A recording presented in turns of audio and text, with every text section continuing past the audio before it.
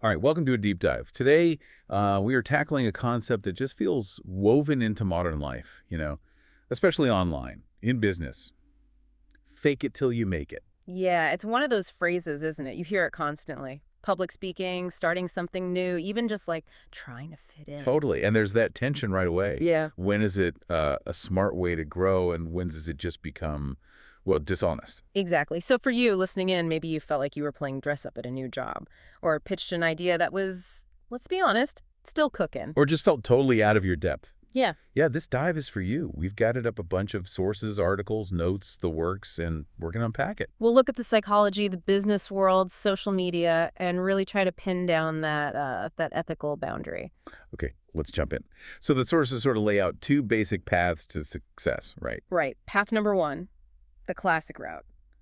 Hard work, study, practice, you mess up, you learn, you do it again. The grind. Sounds solid, dependable, maybe a bit slow. Builds a strong foundation, definitely.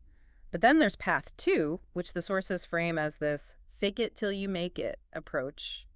So what does that actually mean in like a professional setting, Yeah. according to the materials we looked at? Well, it seems to be about acting like you belong, showing confidence, maybe even implying skills before you've quite nailed them down. Okay. Think about taking a job where you're, say, 70% qualified. You know you've got a gap to fill and you got to learn fast. Ah, okay. Like that saying, dress to the job you want, projecting something you're aiming for. Exactly. That's the analogy one source uses. You project the image, but the key is you genuinely intend to grow into it. But you mentioned a boundary straight away. That sounds crucial. Absolutely critical, yeah. The sources are really clear on this. The second you start faking facts, things like actual degrees, documented experience, stuff that can be verified that's different, Right. it stops being a strategy for growth and it becomes more like digging a hole for yourself, a Yeah. trap. So it hinges on what you're faking and why. Interesting. Okay, let's get into the psychology. Why does this sometimes, well, work? The sources point to this really strong link between our body and our mind. You know about power posing? Oh, yeah. Amy Cuddy, right. Standing like Wonder Woman before a big meeting. I might have done that in a bathroom stall once or twice. Huh. Yeah, that's the idea, exactly. It was popularized by her work.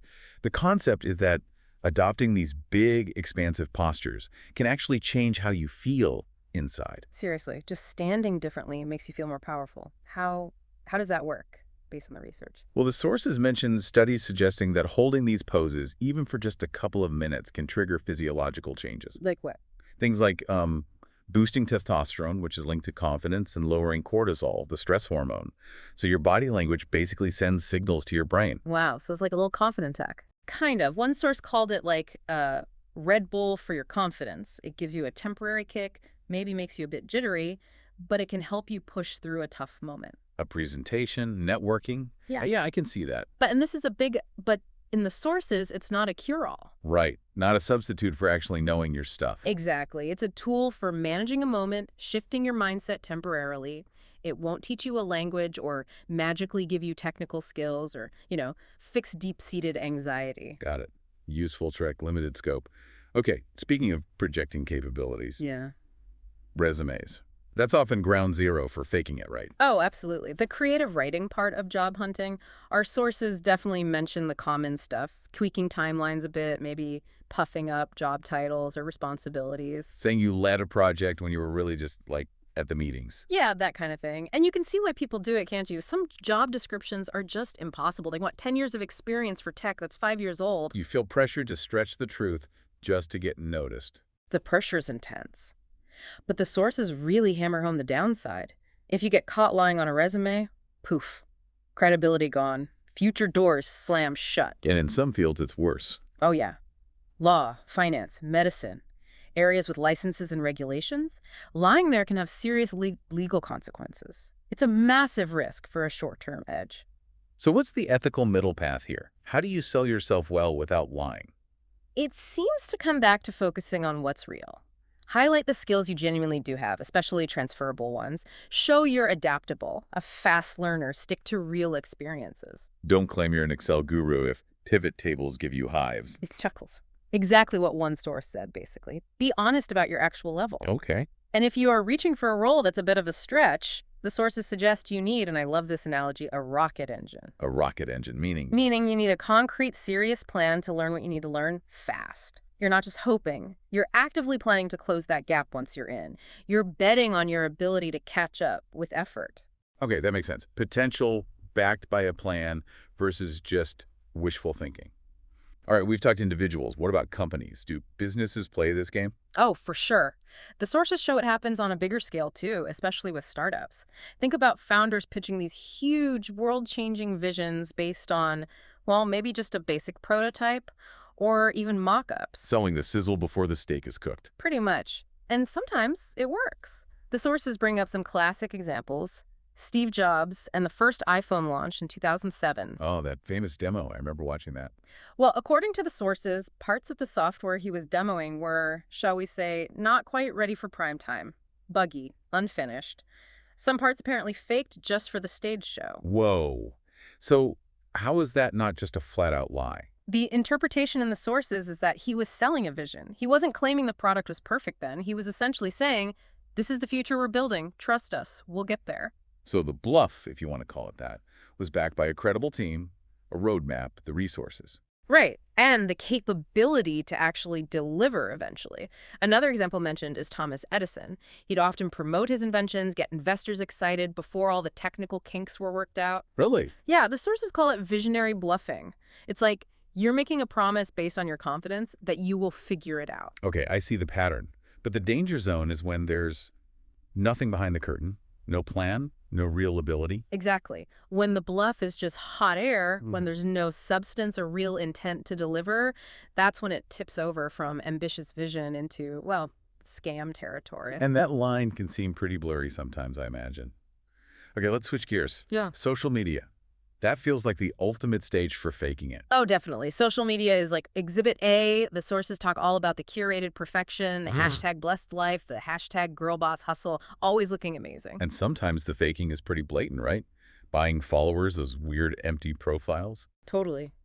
And the platforms themselves almost reward it, don't they? Visibility gets more visibility, so if you look successful, even if it's kind of manufactured, you get more followers, maybe brand deals. It snowballs. I've heard those wild stories.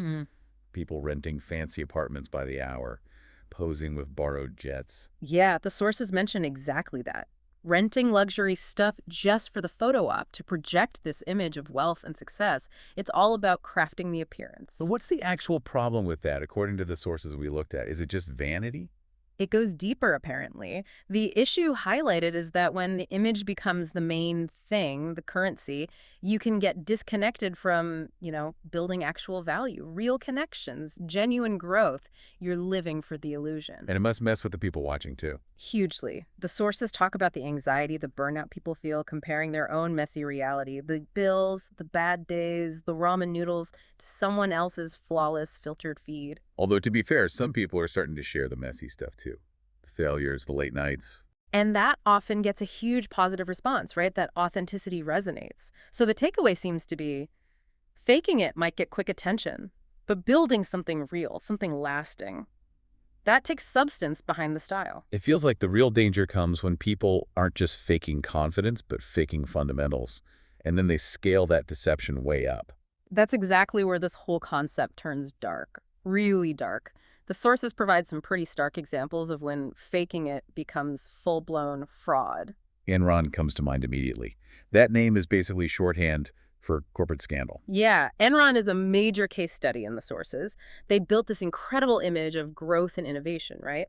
But it was largely smoke and mirrors. Complex accounting tricks, hiding enormous debt, inflating profits. So they weren't just faking confidence, they were faking the actual financial health of the company. Precisely. They faked the core reality. And they were so good at selling the image that everyone bought it, analysts, investors, employees. Until the whole thing imploded. And catastrophically so. The sources really emphasize the human fallout. We're talking over 20,000 people losing their jobs, retirement savings just gone, a major accounting firm destroyed. It wasn't just numbers, it devastated lives because the truth was buried. Wow. And then more recently, Theranos, Elizabeth Holmes. That story is just unbelievable. Also featured heavily in the sources, yeah. Holmes claimed her company had this miracle tech run hundreds of tests from one drop of blood. Which sounded amazing. revolutionary. if it had been true. But the sources state clearly the machines just didn't work. They couldn't do what she claimed. But she and Theranos pushed ahead anyway. How? Fake demos, misleading investors to raise hundreds of millions, striking deals with huge companies like Walgreens to put these faulty tests in stores. Wait, so people were actually getting medical results from tech that didn't work? Making health decisions. That's the terrifying part. It crossed a massive ethical line. It wasn't just money, it potentially endangered people's health directly, which is why she was ultimately convicted of fraud. Chilling. And there was another, even more recent example cited. Frank. Right. Charlie Jarvis and her startup, Frank. It was supposed to help students simplify the financial aid process. Seems like a good idea, right? Yeah, sounds useful. Well, the sources detail these really serious allegations that she essentially invented millions of fake users, just made them up out of thin air. Millions. Why? To make the company look vastly bigger and more successful than it was. And it worked for a while. JP Morgan bought Frank for $175 million, apparently based on those inflated numbers. And then found out. Yep. JP Morgan is now suing her for fraud.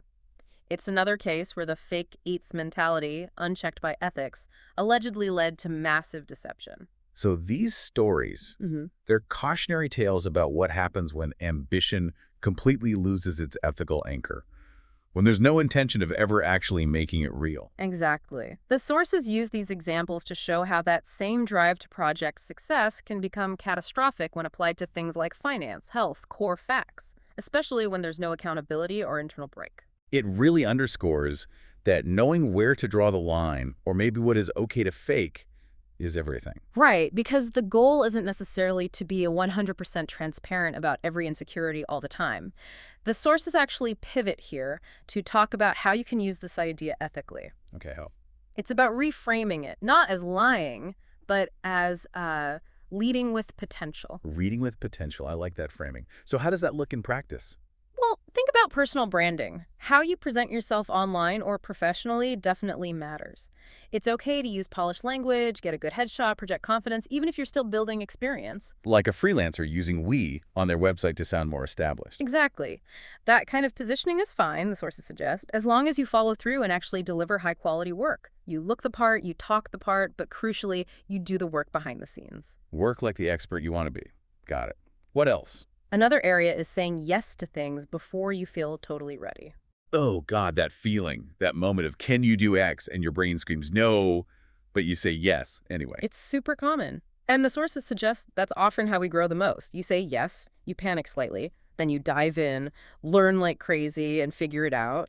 You stretch yourself. But again, there's a limit, right? Yeah. You have to actually be able to bridge that gap with effort. You can't say yes to performing brain surgery if you're not a surgeon. Precisely. The warning is, don't promise things you realistically cannot learn or deliver in the time needed. That just sets everyone up for failure. And this leads back to what the sources call the absolute most important rule. Knowing your boundary. Yes. If what you're faking or bluffing about could potentially put someone else at risk emotionally, financially, physically, then the answer is just no, don't do it. Full stop. Simple examples seem clear. Faking confidence for a speech. Probably okay, stretch yourself. Faking being a qualified therapist or an engineer signing off on blueprints. Absolutely not. Yeah. Honesty in those high-stakes situations isn't optional. It's a core responsibility. The advice is be clear about what you can do, what you're learning, and what's just not in your wheelhouse right now. If you're unsure, pause and ask. Is this bluff helping me grow towards delivering value? Or is it just for show and potentially harmful? Especially in roles that require specific licenses, qualifications, public trust. Those aren't places for figuring it out as you go when others depend on your expertise. Okay, so pulling it all together from the sources. Yeah. When is fake it till you make it generally okay versus harmful? It seems okay when you're stepping into new challenges roles, projects where projecting capability helps you get the chance, and you have the underlying ability and serious commitment to learn and deliver, using confidence as a tool to manage nerves while you grow. Like for presentations, networking, pitching ideas, where you need to seem credible to get heard while you build the substance. Exactly. Faking the feeling of confidence until the real confidence built on experience catches up. And harmful. Harmful and often illegal or unethical when it involves misleading people about core facts, qualifications, or safety, especially where health, money, legal matters, or vulnerable people are involved. Those areas demand proven trust and competence, not just aspirational projection. So it really comes down to finding that balance. Hmm. Pushing yourself versus being honest. Believing in your potential versus being aware of your current reality. Right. And ultimately, the sources suggest making it isn't just about achieving the outward appearance of success. It's about consistently showing up, adding real value, and genuinely growing over time. And maybe that nagging feeling of being an imposter. Maybe it's not a sign you're a fraud, but a sign you're actually pushing your boundaries and learning. That's a much healthier way to look at it, isn't it? Hmm. Okay, as we've been diving in, some key terms kept popping up from the sources. Let's just quickly clarify those. Good idea. First up, imposter. Right. So an imposter, in this context the sources use, is someone who feels like they haven't truly earned their success, like they're fooling everyone, even when objective evidence says otherwise. Like feeling totally unqualified on the first day of a big new job, even though you aced the interview. Exactly. Then confidence. Simple enough. That feeling or belief that you can handle something, you can do it well, like walking into that meeting feeling capable. Even if you needed a little help getting there, like with power posing. Right, power posing. Deliberately standing in a strong, open posture, like hands on hips, shoulders back, to try and trigger feelings of confidence, like you might do before an interview. Okay. Then bluff. A bluff here means pretending to have something you don't quite have yet. Maybe a skill, maybe certainty, maybe more knowledge than you possess at that exact moment. Like maybe talking confidently about a topic in a meeting, knowing you need to go read up on it immediately afterward. Yeah, buying yourself time to catch up. And finally, vision. Vision is that compelling picture of the future. A clear idea of what could be created or achieved, even if it doesn't exist yet. Like Steve Jobs showing not just a phone, but his vision of future communication, inspiring people to build it. Great. Okay, so we've covered a lot of ground. Now, thinking about all this, Mm. for you, the listener, maybe take a moment. Based on our discussion, when do you personally think faking it or projecting potential crosses the line from helpful to harmful? Yeah, where's your personal boundary? Does it depend on the situation, the stakes, your own intention growth versus deception? And how do you handle those moments of feeling like an imposter? Do you find things like power posing helpful? Do you remind yourself of past wins or maybe talk it through with someone? Just some things to reflect on as you navigate your own career and life. So summing up based on these sources, fake it till you make it isn't simple. It's not inherently good or bad. It really, really depends on how you use it. Right. Is it a launch pad used with honesty, self-awareness, and a commitment to doing the real work? Or is it a trap built on lies, shortcuts, and ego with no real substance behind it? Because true making it, the sources seem to argue, comes from building real value, real skills, real integrity, not just chasing the appearance. And hey, maybe next time you feel like an imposter, remember it might just mean you're learning something new and important. Definitely. So as we wrap up, here's a final thought to chew on, something to consider as you go about your week. How do you personally evaluate the promises and projections you encounter every day? When someone or a company or even just a post online presents a bold vision or claims great capability, how do you try to discern if there's a genuine plan and substance behind it, or if it's mostly just smoke and mirrors?